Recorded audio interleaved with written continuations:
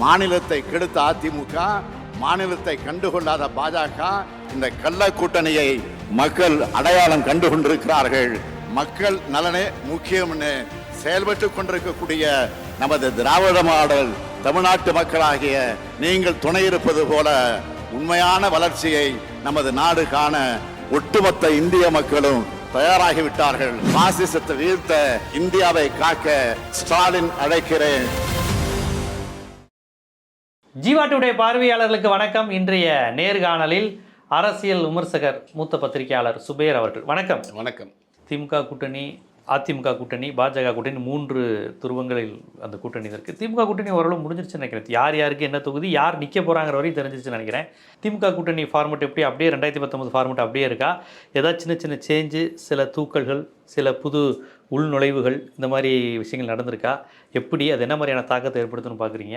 இல்லை, இந்த தடவை கொங்கு மண்டலத்தை குறி வைக்குது திமுக. அதாவது 2021 2019 அடிச்சிட்டாங்களே கொங்கு மண்டலத்தில். அடிச்சுட்டாங்க. 2021 தேர்தல் ஒரு பெரிய எடப்பாடி 60 சீட்டுகள் பெருசா ஒண்ணு கூட வரல. அப்படிங்கும்போது கொங்கு மண்டலத்தை இந்த வட்டம் திமுக குறி வைக்குது. அதனால ஈரோடு, பொள்ளாச்சி, கோயம்புத்தூர் 3 தொகுதியுமே திமுக நிற்குது. உதயசூரியனே நிற்கிறாங்க. சேலம், ஈரோடு, பொள்ளாச்சி, கோயம்புத்தூர் போட்டு போட்டது.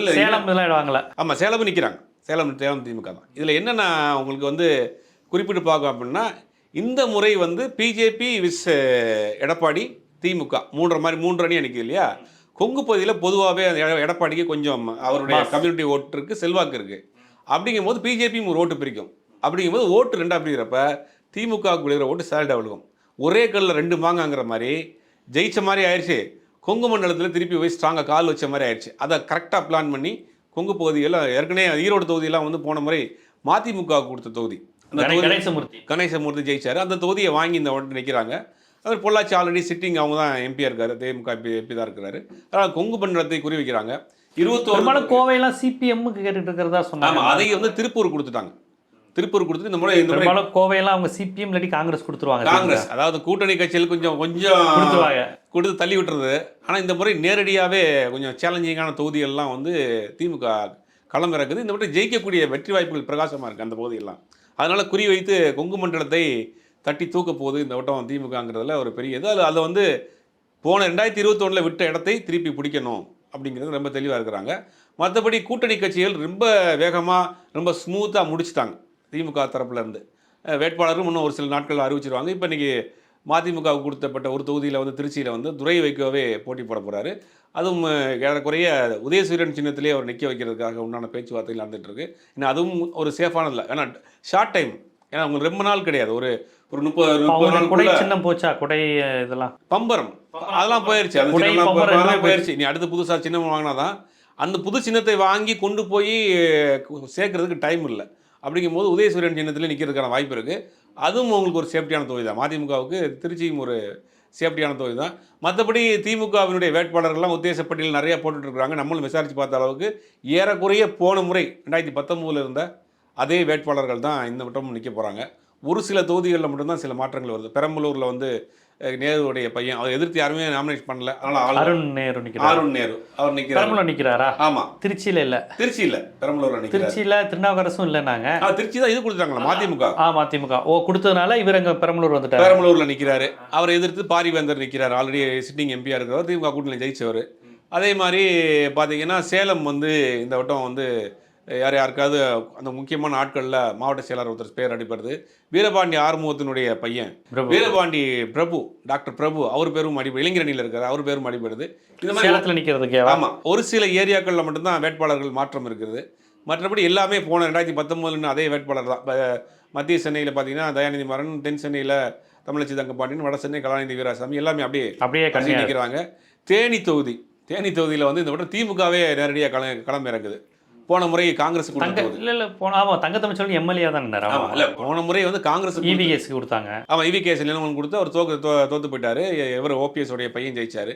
இந்த முறை நேரடியாக திமுகவே போன முறையே ஆருணுக்கு கொடுத்துருந்தா ஜெயிச்சிருப்பாருன்னு ஒரு தகவல் இருந்தது. ஆமாம், ஆருண் பையனுக்கு, ஆருண் பையன் இங்கே நின்றாரு. ஆமாம், அவருக்கு உடம்பு நிலை கொஞ்சம் சரியில்லாமல் இருந்துச்சு. ஆருண் தானே ஜெயிச்சுக்கிட்டு இருந்தாருங்க. ஆமாம், அதாவது இந்த முறை எப்படின்னா உங்களுக்கு 3 முனை போட்டியாக தேனியில் வரப்போகுது. டிடிவி தினகரன் தாமரை அதிமுக பிஜேபியினுடைய கூட்டணியில் தாமரை சின்னத்தில் நிற்கிறாரா இல்லை தனியாக ஒரு சின்னம் வாங்கி நிற்கிறாரா? தாமரையில் நின்னா கொஞ்சம் அவர் இண்டிவிஜுவாலிட்டி பாதிக்கப்படும் நினைக்க மாட்டாரா? எதில் நின்னாலும் இண்டிவிஜுவாலிட்டி பாதிக்கப்படும். ஏன்னா அவருக்கு ஒரு மாஸ் இருந்தது. ஆமாம், டிடிவி அதான் கேட்டேன். அந்த வாக்குகள் ஊராமே இன்னைக்கு செதறி போச்சு. இப்போ வந்து பார்க்குறப்ப காலைல கூட தேனி மாவட்டத்தில் இருக்கக்கூடிய முக்கியமான அதிமுக நிர்வாகி ஒருத்தர் ரொம்ப நேரம் பேசினார். அவர் என்ன சொல்கிறார் அப்படின்னா, ஒட்டுமொத்த ஒரு இமேஜே போயிடுச்சு.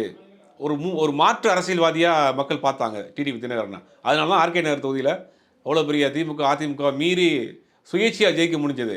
ஒரு மாற்று அரசியல்வாதியாக நினச்சிட்டு இருந்தாங்க. ஆனால் அவர் வந்து பிஜேபியில் போய் இந்த மாதிரி சேர்ந்து முழு நேரமாக பிஜேபியினுடைய இதாகிட்டாரு. நான் என்னை சிறையில் போட்டாலும் சிறையிலேருந்து வெளியே வந்து பிஜேபி எதிர்ப்பு ரொம்ப உறுதியாக இருந்தவர். உள்ள வச்சதே அவங்க தானே அந்த கேஸில். அந்த பல வழக்குகள் இருக்குது, இன்றைக்கும் பல வழக்குகள் இருக்குது, பல சொத்துகள் முடக்கப்பட்டிருக்கு. அந்த பழைய வழக்கு வேற. இப்போ அந்த சமீபத்தில் ஜெயிலுக்கு ஆர்கே நகர் தேர்தலுக்கு பிறகு அவர் மீது ஏகப்பட்ட வழக்குகள் இருக்குது, ஏகப்பட்ட சொத்துகள் முடக்கப்பட்டிருக்கு. அதனால் அவர் வந்து அதெல்லாம் உள்ள அதுலேருந்து கொஞ்சம் வெளிவரதுக்காக கூட பிஜேபி கூட சேர்ந்துருக்கிறதுக்கு வாய்ப்பு இருக்குது. அவர் தேனியை குறி வைக்கிறார்.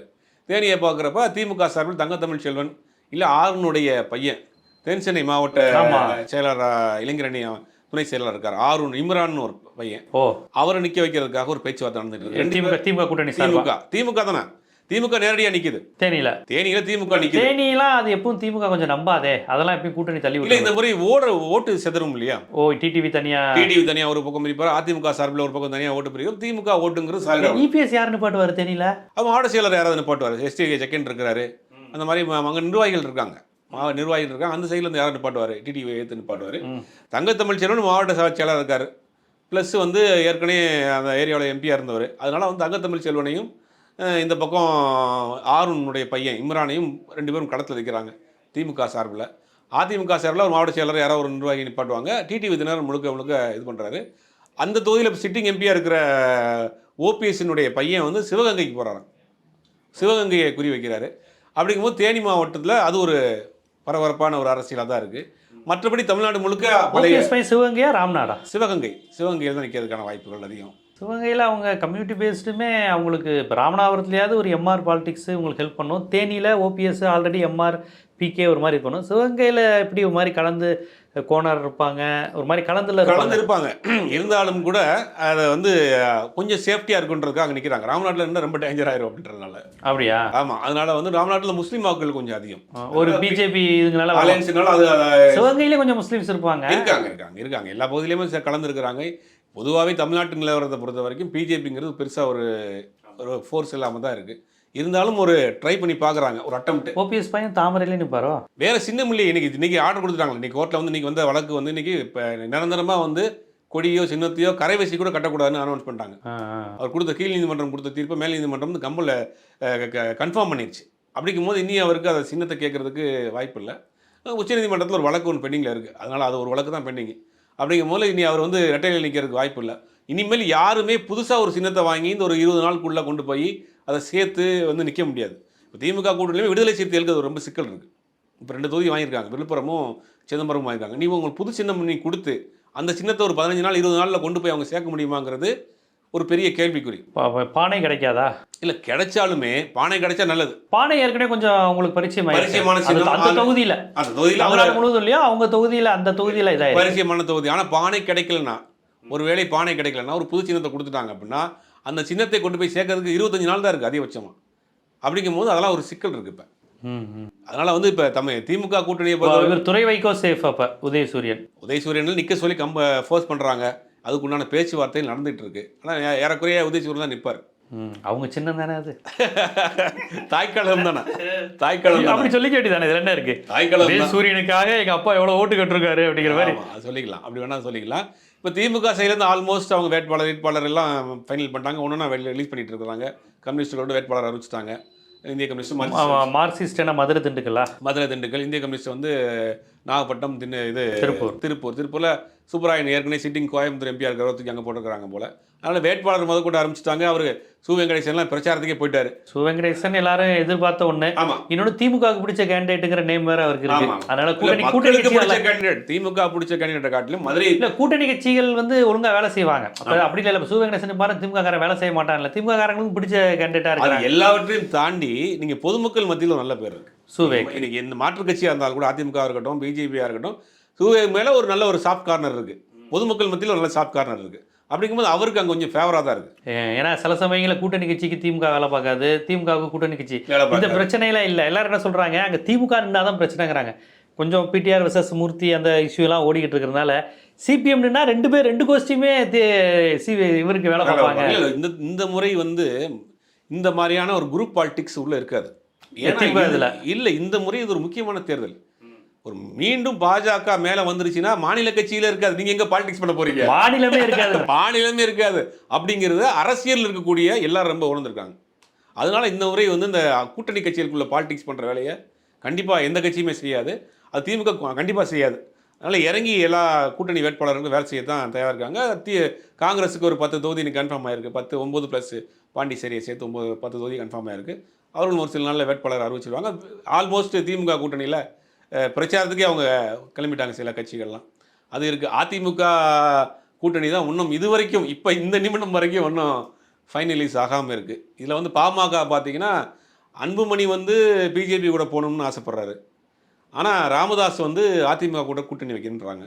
7+1 அவங்க ஆஃபர் பண்ணியிருக்காங்க போல். 7 மக்களவை ஒரு ராஜ்யசபா கேட்குறாங்க போல். அதுக்கு அதிமுக ஒத்துக்கிட்டதாக சொல்கிறாங்க. ஆனால் பிஜேபிலையும் இதே மாதிரியான ஒரு டிமாண்ட் இருக்குது. அது வந்து அன்புமணி ராமதாஸுக்கு வந்து பிஜேபி கூட கூட்டணி வேணும்னு நினைக்கிறார் போல். இது 2 பேருக்குள்ளே இது ஒரு பிரச்சனை போயிட்டே இருக்கான். ஆனால் கடைசி நிமிடம் வரைக்கும் எதில் போவாங்கன்றது நம்பிக்கை இல்லாத ஒரு சூழ்நிலை தான். ஆனால் எல்லா செய்திகள்லாம் போட்டுட்ருக்குறாங்க. அதிமுக பாமக வந்து கூட்டணி கன்ஃபார்ம் ஆயிடுச்சு, கையெழுத்து ஆயிரும், நாளைக்கு ஃபைனல் ஆக போகுதுன்றாங்க. கடைசி நிமிடம் வரைக்கும் நம்பிக்கை இல்லாத ஒரு சூழ்நிலை தான். ஏன்னா வீட்டுக்குள்ளே அந்த மாதிரியான ஒரு ப்ராப்ளம் போயிட்டு இருக்கு. ஏன்னா 2 பேரும் 2 அணியில் நிற்கிறாங்க அப்படிங்கிற மாதிரி ஒரு தகவல் வருது. அப்பா பையனுக்கு இடையிலே. ஆனால் அவருக்கு வந்து அதிமுக தான் விருப்பமா? அதிமுக தான் விருப்பப்படுறாரு. ராமதாஸ் வந்து அதிமுக தான் விருப்பப்படுறாரு.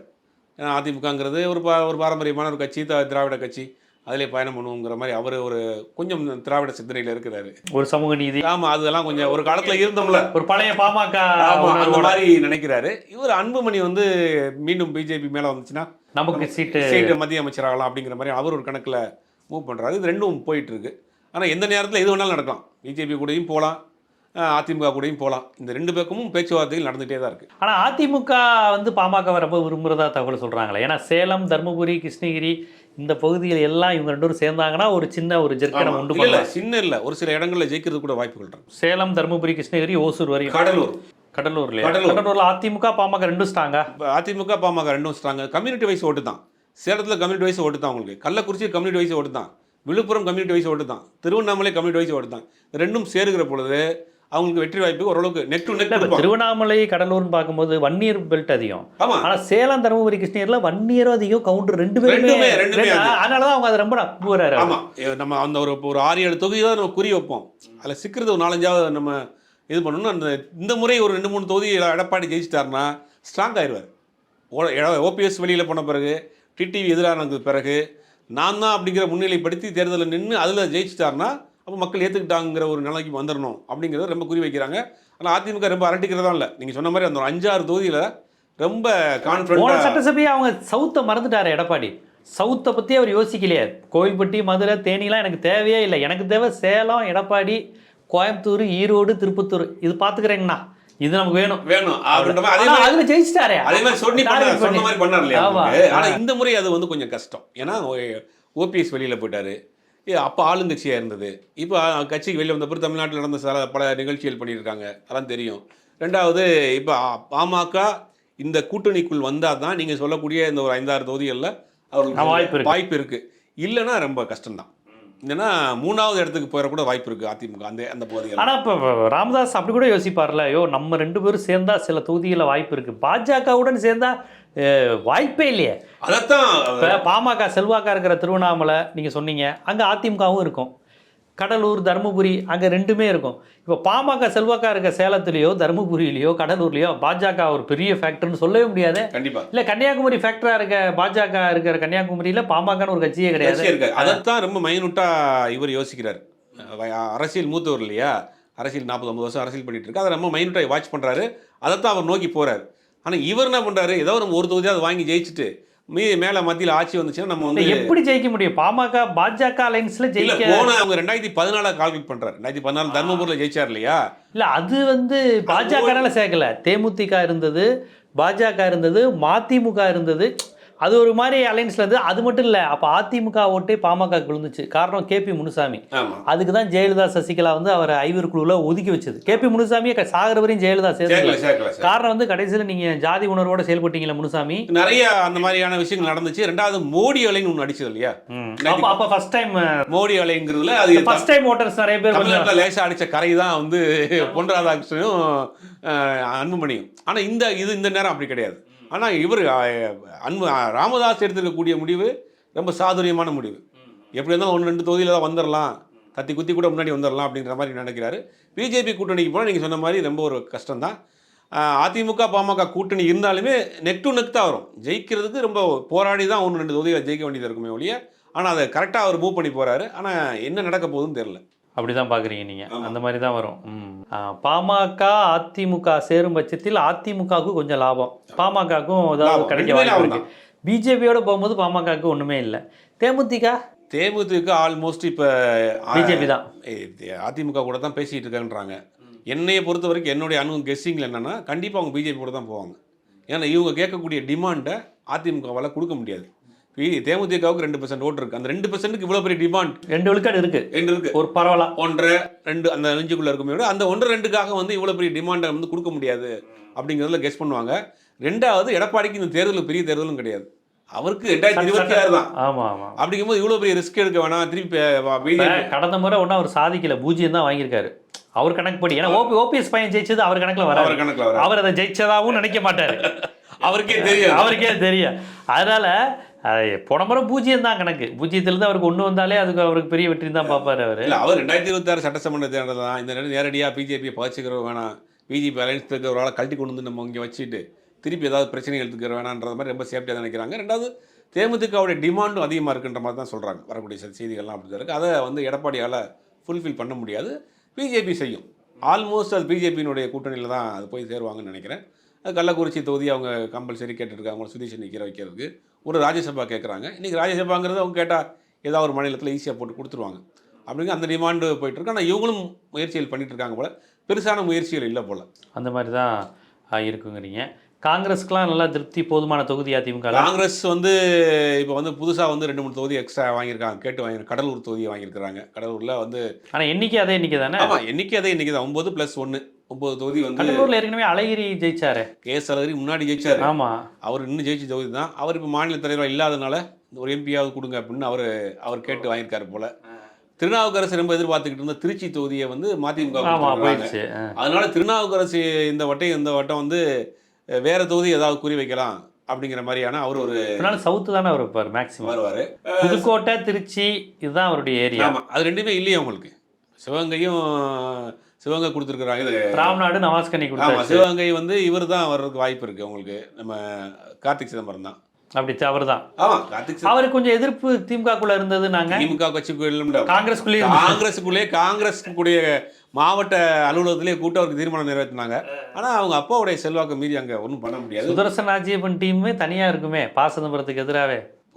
காங்கிரஸ்ல ஏகப்பட்ட டீம் இருக்கு. ஆனால் இந்த டீமெல்லாம் நீங்களும் உணர்ந்து வேலை செய்வாங்கன்னு நினைக்கிறேன். ஏன்னா இது வந்து கடைசி தேர்தல் இதை விட்டு, அதனால உணர்ந்து வேலை செய்வாங்க. விருதுநகர் மாணிக் தாகூர் தான் திருப்பி.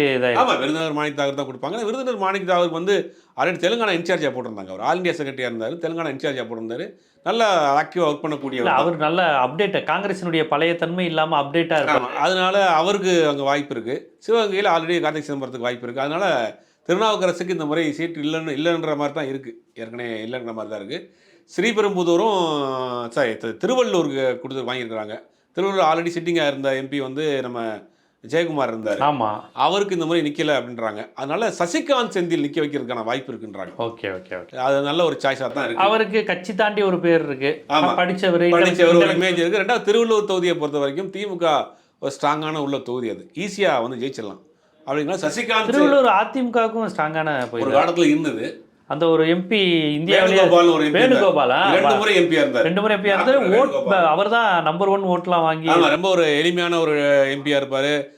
பைக்கில் போகிற அந்த மாதிரியான நிறைய இமேஜ் உள்ள ஒரு எம்பி. அவர் தான் இந்த வட்டம் அதிமுக சார்பில் நிப்பாட்ட வைக்க போகிறாங்க. ஆனால் இவர் நிப்பாட்டினா அங்கே வெற்றி வாய்ப்பு இவருக்கு பிரகாசமாக இருக்கும். ஏன்னா இவர் வந்து நீ சொன்ன மாதிரி ஒரு யங்ஸ்டரு, ஒரு ஐஏஎஸ் ஆஃபீஸர், எல்லாரும் தமிழ்நாடு முழுக்க அறியப்பட்ட ஒரு முகமாக இருக்கார். அவரை நிற்க வைக்கிறதுக்கான பேச்சுவார்த்தைகளும் சொல்லிட்டு இருக்காங்க. ஆனால் நீ அகிலேந்திய தலைமை முடிவு ஒன்றுமே அதில் தான் தலைமை ஒரு பொதுக்குழு செயற்குழு எல்லாம் கூட்டி காரிய கமிட்டிலாம். இந்த மயூரா ஜெயக்குமார் இருந்தார், என்ன மயூரா ஜெயக்குமார்லாம் அவர் வந்து கோயம்புத்தூரில் நின்னார், போன முறை சட்டமன்ற தொகுதியில் நின்று தோற்று போனார். அவர் கட்சியில் ஆக்டிங் தலைவராக ஒரு போஸ்டிங்கில் இருந்தார். இப்போ இந்த மாநில அளவில் மாற்றங்கள் நிறைய செஞ்சுக்கிட்டு இருக்காங்க கட்சிக்குள்ளேயே. அந்த மாதிரி 9+1 கொடுத்துட்டாங்க. வைத்தியலிங்கமா நாராயணசாமியாங்கிறது தெரியல. நம்ம பாண்டிச்சேரியை பொறுத்த வரைக்கும் பாண்டிச்சேரி வாங்கியிருக்காங்க. நாராயணசாமி அவர்களுக்கு கொடுத்தா அங்கே வெற்றி வாய்ப்புகள் கொஞ்சம் பிரகாசமாக இருக்குது. ஆல்ரெடி முதலமைச்சராக இருந்தவர், அறியப்பட்ட ஒரு முகம் அப்படிங்கிறதுனால. நாராயணசாமி நம்ம தமிழர்களுக்கு ரொம்ப அறியப்பட்ட, தமிழ்நாட்டுக்காரங்களுக்கு. ஏர்போர்ட்ல இறங்கினாலே நம்ம ரிப்போர்ட்டர்ஸுக்கு அவர் தான். அவர் ஏன்னா பிரதமருடைய அலுவலக மந்திரியா இருந்தாரு. அதனால அதுவும் இந்த கூடங்குளம் வந்தப்ப அவரை போட்டு மொச்சு. ஆனால் அவர் சலிக்காம பதில் சொல்லுவார். ஆமா, சலிக்காம பிரஸ் அட்டன், ஏர்போர்ட்டை விட்டு இறங்கினார்னா பிரஸ் அட்டன் பண்ணாமல் போக மாட்டார். கம்பல்சரி அட்டன் பண்ணல. ரொம்ப எளிமையானவர், வந்தா இருக்காது. அவர் முதலமைச்சருங்க, ரிப்போர்ட்டர்ஸ் அசால்ட்டா வீட்டுக்குள்ள போய் பேசுவாங்க. நிறைய அவரோட இன்டர்வியூ பண்ணுவாங்க. அதே மாதிரி நம்ம தமிழிசை அக்கா வந்து இன்னைக்கு ரிசைன் பண்ணியிருக்கு. அது ஒரு பரபரப்பாக போயிட்டு இருக்கு. எல்லாரும் வந்து பாண்டிச்சேரியை நோக்கிக்கிட்டு இருக்காங்க. அதை வந்து பாண்டிச்சேரியில் நிற்க போகிறாங்க. பாண்டிச்சேரியில் இல்லை, கன்ஃபார்மாக அவங்க பாண்டிச்சேரியில் இந்த முறை போட்டியிடலை. தென் சென்னையை குறி வைக்கிறாங்க அப்படின்றாங்க. தென் சென்னைன்னா அவங்க குடியிருக்கக்கூடிய ஒரு தொகுதி, அங்கே வடபழனியில் இருக்கிறாங்க. அவங்க தென் சென்னையை வைக்கிறாங்க. தென் சென்னை ஏன் பாஜக இவ்வளோ முக்கியதுன்னா, இந்த வெஸ்ட் மாம்பலம் நங்கநல்லூர் ஏரியாவை மட்டும் அவங்க வந்து மொத்த தொகுதி நினச்சிக்கிட்டாங்க போல். மற்ற ஏரியாவும் இருக்குது அங்கே அப்படின்றது. அதனால தென் சென்னையை குறி வைத்து தான் இந்த சென்னையை தான் கமலஹாசனும் விரும்புவார். ஆமாம், தென் சென்னையை தான் பாஜகவும் விரும்பும். அவ்வளோதான். அந்த அவங்களுடைய அரசியல் பார்வை அந்த மாதிரி போயிட்டு இருக்கு. ஆனால் அது இந்த முறையெல்லாம் ரொம்ப கஷ்டம். சென்னையை பொறுத்த வரைக்கும் 3 தொகுதியுமே திமுக ஓரளவுக்கு வலுவாக தான் இருக்குது. அதனால் ரொம்ப கஷ்டமான ஒரு இதுதான். அந்த அக்கா வந்து இன்னும் கொஞ்ச நாள் இருந்தால் கூட, ஆட்சி போனாலும் கூட ஆளுநராக ஒரு வருஷம் ஓட்டியிருக்கலாம். ரிசைன் பண்ணி தமாஸ் பண்ணிட்டாங்க அவங்க. ஆமாம், திருப்பி வந்து மலர் வைக்கிறதுக்கு ட்ரை பண்ணுவாங்க போல். அந்த மாதிரி தான் இப்போ இருக்குது. அவங்க ரிசைன் ஏற்கனவே நின்று தோத்துட்டாங்களே. அவங்க நின்று போன முறை இலகணேசன் ட்ரை பண்ணியிருக்காரு அந்த தொகுதியில். தமிழிசை அவர்கள் நின்று இருக்கிறாங்க. ராஜா ட்ரை பண்ணியிருக்கிறாரு. போன முறை தூத்துக்குடியிலே தமிழிசை நின்று தோந்து போயிட்டாங்க. அதனால் வந்து இந்த முறை தென் சென்னையை தான் ரொம்ப எதிர்பார்த்து அவங்க கவர்னர் பதவியை திறந்துட்டு வந்திருக்கிறாங்க போல. அதை கூட சொல்லி ஓட்டு கேட்க பார்க்கலான்னு தெரியல. ஆளுநர் பதவியை உங்களுக்காக விட்டு வந்திருக்கேன். நாங்கள் ஒரு விட உங்களை விட சொல்லலையே. அந்த மாதிரி ஒரு பிரச்சாரத்துக்கு அவங்க களம் இருக்கிறாங்க. தமிழ்நாட்டு அரசியல் களம் வந்து பரபரப்பாக போயிட்டு இருக்கு. இன்னும் ஒரு சில நாட்களில் அதிகாரப்பூர்வ வேட்பாளர் பட்டியலை எல்லா கட்சியும் அறிவிச்சிடும். ஆனால் இந்த ஷார்ட் டைம்ங்கிறது தான். இது ஷார்ட் டைம் எலெக்ஷன் வைக்கிறீங்க, ஷார்ட் டைம் ரிசல்ட் சொன்னால் பரவாயில்லையே, 45 நாள் காத்திருக்க வேண்டிய ஒரு சூழ்நிலை இருக்குது. அது ஒரு பெரிய சந்தேகத்தை ஏற்படுத்தியிருக்கு, ஒரு அச்சத்தை ஏற்படுத்தியிருக்கு. பார்ப்போம் அது எப்படி போகுதுன்னு பார்க்கணும். ராதிகா கிளம்புறாங்கிறாங்களா தூத்துக்குடி? ஆமாம், ராதிகாவை தூத்துக்குடியில் களமிறக்குவதற்காக ஏற்பாடு பண்ணிகிட்டு இருக்காங்க போல். ஆனால் ராதிகாவெலாம் கொஞ்சம் அவங்க வந்து கொஞ்சம் மனசாட்சியோடு யோசிச்சு பார்க்கணும். கலைஞர் குடும்பத்தில் எவ்வளோ நெருக்கமாக இருந்தாங்க. கலைஞர் குடும்பத்தில் நெருக்கமாக இருந்ததால் சரத்குமாருக்கு எந்த அளவுக்கு திமுகவில் வச்சுருந்தாங்க. கட்சியில் சேர்ந்தோன்னே ராஜ்யசபா எம்பி ஆக்கினாங்க. எந்த மாதிரியான இடத்துல கலைஞர் வச்சுருந்தார். கலைஞர் ராதிகாவை வந்து என்ன தன்னுடைய மகள் மாதிரி அந்த வீட்டில் ஒரு பொண்ணு மாதிரி வச்சுருந்தார். அந்த மாதிரியான ஒரு குடும்ப உறவில் இருந்தவங்க. அவங்க ஃபேமிலியில் இருக்க பெண்கள்லாம் ராதிகாவுக்கு ரொம்ப நெருக்கமான தோழிகளாக இருந்தாங்க. அப்படி இருக்கக்கூடியவங்க வந்து இன்றைக்கி அவங்களே எதிர்த்து அரசியல் செய்யக்கூடிய ஒரு இடத்துல வந்திருக்காங்கும்போது ஒரு ரொம்ப ஒரு என்ன சொல்கிறது, ஒரு வருத்தமான ஒரு விஷயமாக தான் பார்க்க வேண்டியதாக இருக்கார். அரசியலில் வந்து எப்படிலாம் மாற்றிடுது அப்படிங்கிறது. ஆனால் இதை பர்டிகுலராக பிஜேபி ஃபோர்ஸ் பண்ணி அவங்கள ராதிகாவை தூத்துக்குடி நிற்கிறதுக்கான ஏற்பாடுகள் பண்ணிட்டு இருக்காங்க. விஜயதாரணிக்கு நார்வில் கிடைக்குமா கன்னியாகுமரி? இல்லை, வாய்ப்பு இல்லை. அதை சொல்லி தான் அவங்கள ரிசைன் பண்ணியிருக்காங்க. விலவங்கோட்டில் திருப்பி நிற்பாங்களா அவங்க? விலவங்கோட்டில் எப்படி நிற்க முடியும்? அவங்க எம்எல்ஏ வேணாம், எம்பி ஆகணும், டெல்லிக்கு பொண்ணு இடம் பிடிச்சி தானே நிற்கிறாங்க. பொன்னார் அங்கே காத்து கிடக்கிறாரு. பொன்னாரை மீறி நீங்கள் வந்து அவங்க அரசியல் பண்ணிட முடியாது. அப்படிங்கும்போது காங்கிரஸ் அங்கே வந்து கிட்டத்தட்ட 4 வருஷமாக அவர் நல்லா பண்ணி வச்சிருக்காரு. இப்போ பொன்னாரு காட்டி விஜயதாரணி வேலை பார்ப்பாங்களா? ஆயத்தை பார்த்து தானே ஆகணும். நீங்கள் இதை பார்த்து ஜெயிக்க வைங்க, அவங்கள வந்து அடுத்த ஆட்சி வந்தோடனே உங்களுக்கு ராஜ்யசபா எம்பி ஆக்குறோம், மத்திய அமைச்சர் ஆக்குறோம், ஏதாவது வாக்குறுதி கொடுத்து தானே கூட்டு வந்திருப்பாங்க. இப்போ நீங்கள் 10 வருஷம் அவங்க வந்து எம்எல்ஏ இருக்கும், 3வது முறை 15வது வருஷம் எம்எல்ஏ இருக்காங்க. 15 வருஷம் ஒரே தொகுதியில் எம்எல்ஏ இருக்கிறவங்க விட்டுட்டு எதுக்கு போக போகிறாங்க அப்படின்னா அவங்களுக்கு சில டிமாண்ட் கொடுத்துருப்பாங்க, உங்களை இதெல்லாம் ஆக்குறோம் அப்படின்னு. அதனால் நம்பி போயிருக்கிறாங்க. வரக்கூடிய காலத்தில் தான் தெரியும் அவங்களுடைய அரசியல் எதை நோக்கி போகுது அப்படின்னு. ஸோ நம்ம தொகுதி நிலவரம் இப்படி தான் இருக்குது. திருநெல்வேலி எப்படி காங்கிரஸுக்கு போக வாய்ப்பு இருக்கா? தூத்துக்குடி திமுகவுக்கு போனதுனால திருநெல்வேலிலாம் பாரம்பரியமான காங்கிரஸ் பகுதி இல்லை, நார்வேல் கொடுக்கறதுனால திருநெல்வேலி திமுக நிற்குது. திமுக தான் இருப்பாங்க. திமுக போட்டிடுது. திமுக வந்து திருநெல்வேலியில் வந்து இந்த அப்பாவுடைய பையன் அலெக்ஸ் அப்பாவு அவர் இறங்குறாரு. அவர் களம் இறங்குறதுக்குன்னா அவர் ஆல்ரெடி 2 வருஷமாகவே வேலை பார்த்துட்டு இருக்கிறதாகத்தான் சொல்கிறாங்க. அதனால் அவர் இறங்குறதுக்கு வாய்ப்பு இருக்குது. நயினாத நாகேந்திரன் வந்து பிஜேபியிலேருந்து அவர் வந்து நிற்க வாய்ப்பு இருக்கு. எம்எல்ஏவாக இருந்தாலும் எம்எல்ஏ இருக்கார், எம்எல்ஏவாக இருக்கார், பிஜேபியினுடைய சட்டமன்ற குழு தலைவராக இருக்கார். இருந்தாலும் கூட அவர் நிற்கிறாரு. ஜெயிச்சா எம்எல்ஏ பதவி திருநெல்வேலிங்கிறது அவர் அதிமுக இருக்கும்போது அவருக்கு சாதகமாக இருந்த பகுதி. போன முறை அதிமுகவுடைய கூட்டணி இருந்ததுனால ஈஸியாக ஜெயிச்சாரு. ஆனால் இந்த முறை கொஞ்சம் கடுமையாக தான் இருக்கும் அது. அதனால் அப்போ அலெக்ஸ் அப்பாவும் இந்த பக்கம் இவர் நம்ம நயினார் நாகேந்திரன் அங்கே ஒரு மும்முனை போட்டி தான் இருக்கும். அப்படிங்கிற மும்முனை போட்டி இருந்தாலே ஓரளவுக்கு திமுக கொஞ்சம் ஃபேவராக இருக்கும். ஏன்னா திமுகவுக்கு விழக்கூடிய வாக்குகள் வந்து என்றைக்குமே சதறுது. திமுக வாக்குகள் திமுக வாக்கு இல்லை, அந்த எதிரான வாக்குகள் செதறும் போது அதான் கொங்கு மண்டலமே வாய்ப்பா இருக்குங்க. அதுதான் வாய்ப்புன்னு சொல்றேன் உங்களுக்கு. ஏன்னா திமுகவுக்கு போறக்கூடிய ஓட்டு வந்து காலங்காலமாக திமுகவை தவிர யாருக்கும் போட மாட்டாங்க. அந்த வாக்கு வங்கி அப்படியே இருக்கும். இந்த அதிமுக வாக்கு தான் செதறுது. அப்படிங்கும்போது திமுக பல இடங்கள்லையும் ஈஸியாக வெற்றி பெறதுக்கு வாய்ப்பு இருக்குது. கொங்கு மண்டலத்தை இந்த வட்டம் ஈஸியாக வந்து தட்டி தூக்கிற 3 தொகுதியுமே அப்படிங்கிறது தான் இருக்கக்கூடிய நிலவரத்தை பார்க்குறப்ப தெரியுது. ஈஸ்வரன் வந்து இருக்கிறது நாமக்கல் கொடுத்துருக்காங்க. ஆமாம், இப்போ வழக்கமாக கொடுக்குறாங்க. அது கொஞ்சம் கவுண்டர் ஓட்டு விழாவும் வாய்ப்பு இல்லை. அவருக்கு அந்த கம்யூனிட்டி பேஸ் இருக்குல்லையே, சமயத்தோட மாநாடெல்லாம் பார்த்து பெரிய அளவில் பண்ணார். அவர் கொஞ்சம் ஓரளவுக்கு செல்வாக்காக தான் இருக்கிறார் அந்த பகுதியில். ஆல்ரெடி முதல்ல நிற்க வச்ச வேட்பாளர் நிற்க வைக்கிறாங்களா, இல்லை புது வேட்பாளர் யாரும் அனௌன்ஸ் பண்ண போகிறாங்களான்னு தெரியல. அந்த கட்சி தனியரசு திமுக ஆதரிக்கிறாரா அப்படி இல்லை, இது வரைக்கும் அவர் நிலைப்பாடு எதுவும் இல்லை. ஆனால் பாஜக எதிர்ப்பு பேசுவார். ஒரு பெரியாரிஸ்ட் உணர்வோட தான் இருப்பார். திராவிட சிந்தனையாளர் பேசிக்காக அந்த திராவிட சிந்தனையாளர் பெரியாரிஸ்ட். இபிஎஸ் பக்கம் இருந்தாலும் ஓபிஎஸ்ஐ நான் ஆதரிப்பதில்லை, ஆனாலும் ஸ்டாலின் ஜெயிக்கணுங்குவார். அவர் வித்தியாசமாக பேசுவார். ஒரு புதுவிதமான அரசியலாக இருக்கும். ஸ்டாலின் தானே ஜெயிக்கணும், ஆனால் இபிஎஸ்ங்கன்னா பாஜக விட்டு வந்ததுனால ஆதரிக்கிறீங்கண்ணா அப்படிங்குவார். ஓபிஎஸ் பிஜேபியால மாட்டாருங்கண்ணா, ஜெயிக்க போகிறது திமுக தானுங்கண்ணா அப்படிங்குவாரு. என்னங்க அவரோட அரசியல் புரிஞ்சிட முடியாது. ஆனால் ஓரளவுக்கு ஒரு திராவிட சிந்தனை, பெரியாரிய சிந்தனை உள்ள ஒரு மனிதர் அவர். நம்ம யதார்த்தமான மனிதர். கண்டிப்பாக திமுக கூட்டணி, பாமக கூட்டணி, பிஜேபி கூட்டணின்னு இப்போ உள்ள நிலவரம் என்ன அப்படிங்கிறத ரொம்ப விரிவாகவே சொல்லிட்டீங்க. பார்ப்போம் இனி அடுத்தடுத்த மூவ் என்னென்ன சுவாரஸ்யங்களை தருதா, அதிர்ச்சியை தருதா, திருப்பங்களை தருதா நம்ம பொறுத்து தான் பார்க்கணும். உங்கள் நேரம் ஒதுக்கி கருத்துக்களை பதிவு செய்து கொடுக்கிறேன்.